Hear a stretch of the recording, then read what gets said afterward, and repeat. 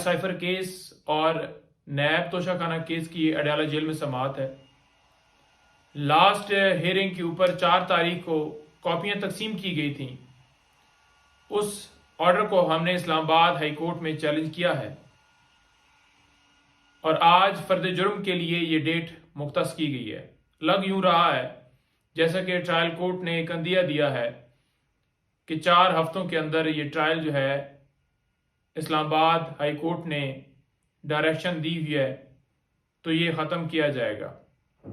बहुत जल्दी, बहुत उजलत कि जल्दी से जल्दी जो है इस केस के अंदर फैसला सुनाया जाए, सजा दी जाए। आज अडयाला जेल में साइफर केस की भी समाअत है और उसके साथ साथ तोशाखाना केस जो कि नैब के अंदर चल रहा है उसकी जमानत की दरखास्त के ऊपर भी समाअत है। उसमें भी बड़ी जल्दी है।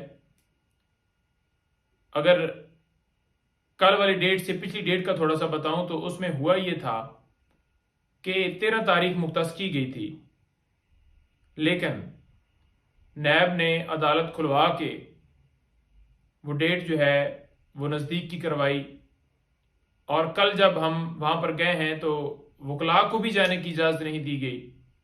दूसरे मीडिया वाले या आम पब्लिक तो दूर की बात है। तो आज उस केस की भी समाअत है।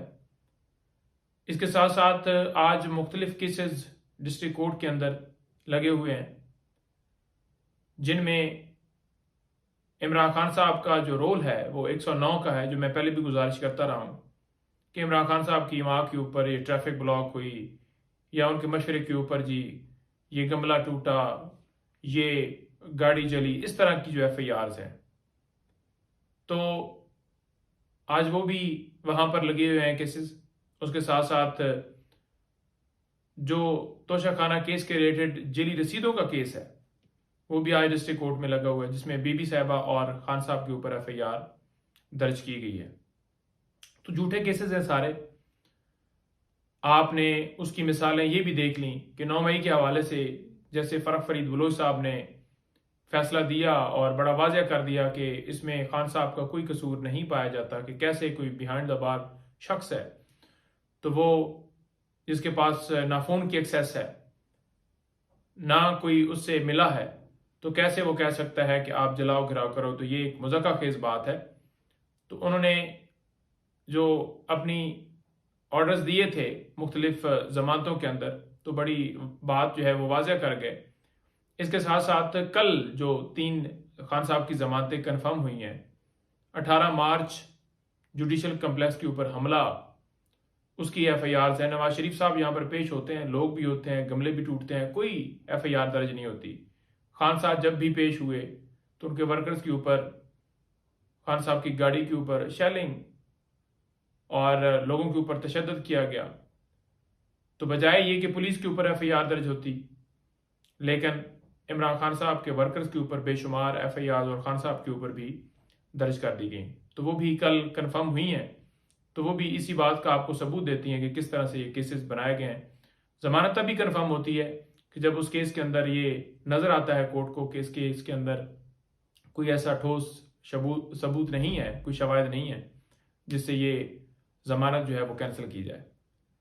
इसके साथ साथ कल तोशाखाना केस के अंदर उस ऑर्डर को सस्पेंड करने के हवाले से जो दरख्वास्त दी हुई थी उसमें भी फैसला महफूज कर लिया गया है। और आपको पता ही है कि खान साहब के केसेस हों तो पहले लगते नहीं हैं, फिर सरकार भी जितने बहाने बना सकती है बनाती है और फिर एंड पर फैसला महफूज कर लिया जाता है। और वो फैसला महफूज जो है पता नहीं अब फिर कब आता है। उसके साथ साथ कल इद्दत वाला जो केस लगा हुआ था उसको भी काबिल समाअत करार दिया गया है। तो हमें तो पता था कि ये काबिल समाअत होगा, क्योंकि जिस तरह से पहले मुफ्ती सईद साहब को इस केस के अंदर जनाब लाया गया, प्लांट किया गया, फिर इसी तरह खाबर मानिका को उनके ऊपर FIR दर्ज करके तो फिर उनको उठा के और फिर उनको भी इसी तरह से लाया गया है। और ये जितने हथकंडे कर लें, खान साहब सुरखरू हैं और ये कभी सुरखरू नहीं हो सकते। ना इनका वोट बैंक बढ़ सकता है। लोग, आप इनके जलसे जुलूस देख रहे हैं कि आए रोज लोगों की तादाद कम से कम आपको नज़र आ रही है कि लोग भाग रहे हैं, 70% जो हॉल है वो ही खाली होता है।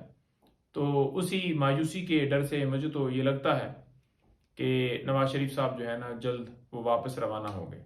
बहुत शुक्रिया।